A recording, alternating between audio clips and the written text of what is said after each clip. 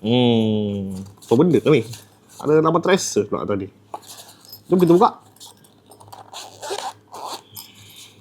Oh, tool set rupanya. Weh, menarik kat ni. Okey, Assalamualaikum warahmatullahi wabarakatuh. Selamat datang ke MSH RC Empire.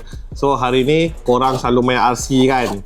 Mesti korang nak buat tool set merata-rata kan? Tetapi, tool set korang besar-besar ataupun korang tak ada bag lagi. Kali ni, kita ada bawa masuk satu produk daripada Traxxas, iaitu tool set RC lah. Apa yang ada dalam tool bag ni? Kita ada contohnya macam Phillips, hex driver yang korang boleh buka, nut daripada 4mm, 5mm sampai 8mm. Nak buka shock boleh, nak buka tayar boleh, dia punya turnbuckle, dan yang penting sekali untuk hex RC lah, 2.5, 2.0, 1.5 dan lain-lain lagi lah. Semua yang ada kat bawah ni korang boleh swap saja.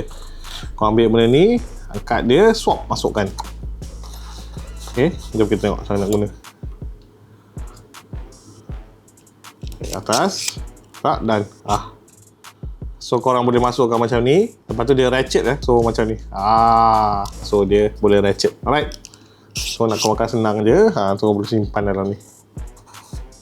Bila korang perlu, ambil apa yang perlu saja. So bila korang dekat site tu kan, mesti korang nak adjust screw semua senang. Bila dah ada tool set macam ni lah. Lengkap dah. So kalau korang nak dapatkan tool set Traxxas ni, korang boleh singgah ke MSH hari ni.